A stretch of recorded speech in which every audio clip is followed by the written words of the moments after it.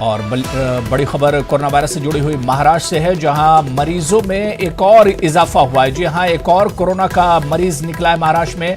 औरंगाबाद में 59 साल खातून में कोरोना वायरस पॉजिटिव पाया गया है।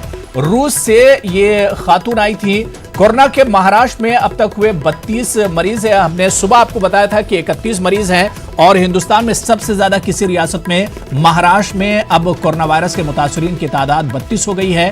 मुल्क में सबसे ज्यादा कोरोना वायरस के मामले महाराष्ट्र में है, जहां तादाद बढ़कर 32 तक पहुंच गई है।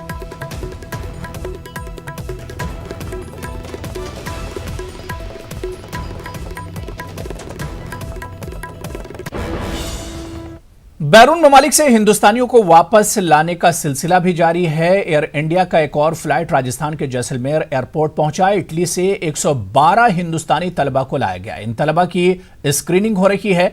ईरान से जो अफराद लाए गए थे, इन्हें आर्मी एरिया में रखा गया है। जांच के लिए आर्मी एरिया में बने आइसोलेशन वार्ड में इन सब की स्क्रीनिंग होगी। वाज़ेह है कि ईरान से 236 हिंदुस्तानियों को दिल्ली लाया गया और इसके बाद इन्हें जैसलमेर भेजा गया था, जहां इन्हें इंतहाई निगहदाश्त में रखा गया है।